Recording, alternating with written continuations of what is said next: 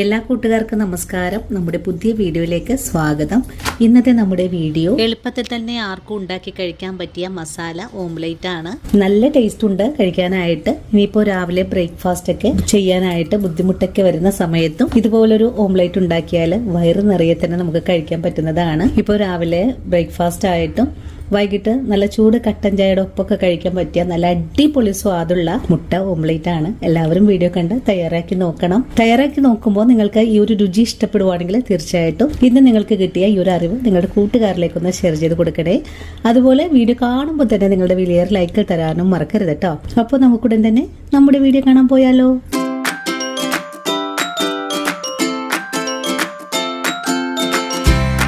ഇനി നമുക്ക് മുട്ട പൊരിച്ചെടുക്കാൻ തുടങ്ങാം. ഇതിനായിട്ട് ഒരു പാൻ അടുപ്പിലേക്ക് വെച്ചിട്ടുണ്ട്. പാനൊന്ന് ചൂടായി വരട്ടെ. ഇന്ന് നമുക്ക് മുട്ട പൊരിച്ചെടുക്കുന്നതിനായിട്ട് ഒരു ചെറിയ ഉരുളക്കിഴങ്ങ് ഒന്ന് ഗ്രേറ്റ് ചെയ്ത് വെച്ചിട്ടുണ്ട്. ഒരു 2 പച്ചമുളക് എടുത്തിട്ടുണ്ട്. ഒരു ചെറിയ തക്കാളി ഒന്ന് പൊടിയായി കട്ട് ചെയ്ത് വെച്ചിട്ടുണ്ട്. അതുപോലെ തന്നെ ഒരു ചെറിയ സവാളയും കുറച്ച് കറിവേപ്പിലയും കൂടിയാണ് നമുക്ക് ആവശ്യമായിട്ടുള്ളത്. ഇനി നമുക്കിതൊന്ന് മാറ്റി വെക്കാം. ഇനി നമുക്ക് വേണ്ടത് മുട്ടയാണ്.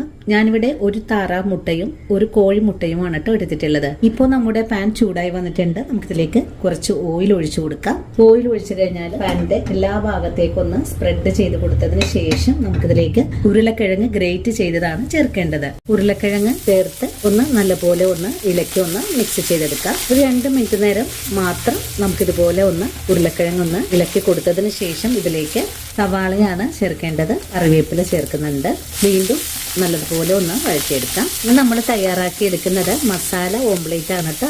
ഇപ്പോൾ സവാളയും ഉരുളക്കിഴങ്ങും ചേർത്ത് നല്ലതുപോലെ ഇളക്കി ഒന്ന് യോജിപ്പിച്ചിട്ടുണ്ട്. ഈ ഒരു സമയത്ത് ഇതിലേക്ക് ഉപ്പ് ചേർക്കാം. ഉപ്പ് ചേർത്ത് കൊടുക്കുവാണ്. ഉപ്പും ചേർത്ത് നന്നായിട്ടൊന്ന് ഇളക്കി യോജിപ്പിച്ചതിന് ശേഷം തക്കാളിയും പച്ചമുളകും ചേർക്കാം. വീണ്ടും നന്നായിട്ട് തന്നെ ഒന്ന് ഇളക്കി മിക്സ് ചെയ്തെടുക്കാം. ഇതെല്ലാം നല്ലതുപോലെ ഒന്ന് വഴണ്ട് കിട്ടണം. ഇപ്പോൾ നമ്മുടെ സവാളയും തക്കാളിയും ഉരുളക്കിഴങ്ങൊക്കെ നല്ലതുപോലെ ഒന്ന് വാടി വന്നിട്ടുണ്ട്. ഈ ഒരു സമയത്ത് നമുക്കിതിലേക്ക് കുറച്ച് പൊടികളൊക്കെ ഒന്ന് ചേർത്ത് കൊടുക്കാം. അതുപോലെ തന്നെ നമുക്ക് ഈ മുട്ട ഒന്ന് നന്നായിട്ട് ഇളക്കി ഒന്ന് മിക്സ് ചെയ്ത് കൂടെ വെക്കാം. ഇനി ഫ്ലെയിം ഒന്ന് കുറച്ച് വെച്ച് കൊടുത്തതിന് ശേഷം കുറച്ച് പൊടികളും കൂടെ ചേർക്കാം. ആദ്യം ചേർത്ത് കൊടുക്കുന്നത് ഒരു നുള്ള് മഞ്ഞൾപ്പൊടിയാണ്.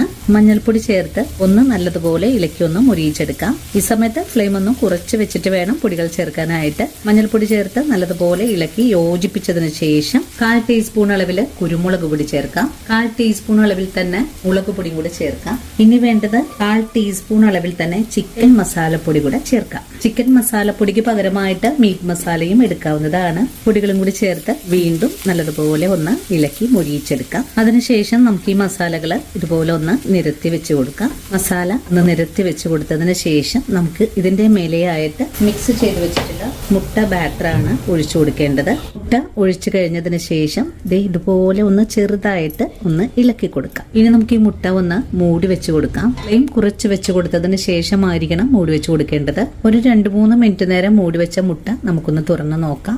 ഇപ്പോൾ ഇതുപോലെയാണ് ആയി വന്നിട്ടുള്ളത്. ഇനി നമുക്ക് ഈ മുട്ട ഒന്ന് മറിച്ച് കൂടെ ഇട്ട് കൊടുക്കാം. മുട്ട മറിച്ചിട്ട് കൊടുത്തിട്ടുണ്ട്. ഇനി ഒരു ഭാഗവും കൂടെ ഒന്ന് മുരിഞ്ഞു വരുമ്പോഴേക്കും പാനിൽ നിന്നും മുട്ട മാറ്റാവുന്നതാണ്. താഴെ ഭാഗവും നല്ല പോലെ തന്നെ ആവിയിൽ വെന്ത് വരാനായിട്ട് നമുക്കൊന്ന് മൂടിയും കൂടെ വെച്ചു കൊടുക്കാം. 2 മിനിറ്റ് നേരം താഴെ ഭാഗവും മറിച്ചിട്ട് മൂടി വെച്ചിട്ടുണ്ടായിരുന്നു. ഇനി നമുക്ക് വീണ്ടും മൂടി തുറന്ന് നോക്കാം. ഇതാ കണ്ട് നമ്മുടെ മുട്ട പൊരിച്ചത് ഇതുപോലെ നല്ല ഫ്ലഫി ആയിട്ടാണ് വന്നിട്ടുള്ളത്. ഇനി നമുക്ക് ഈ മുട്ട പ്ലേറ്റിലേക്ക് മാറ്റാം. അങ്ങനെ വളരെ സ്വാദിഷ്ടമായിട്ടുള്ള മസാല മുട്ട ഓംലേറ്റ് ഇവിടെ റെഡി ആയിട്ടുണ്ട്. ഇതുവരെയും നിങ്ങൾ ഇതുപോലെ ഒന്ന് തയ്യാറാക്കി കഴിച്ചിട്ടില്ലെങ്കിൽ എല്ലാവരും ഒന്ന് തയ്യാറാക്കി നോക്കണേ. എല്ലാവർക്കും ഒരുപോലെ തന്നെ ഇഷ്ടപ്പെടും. നല്ല സ്വാദുണ്ട് കഴിക്കാനായിട്ട്. അപ്പോൾ ഇന്നത്തെ നമ്മുടെ വീഡിയോ ഇത്രയേ ഉള്ളൂ കൂട്ടുകാരെ.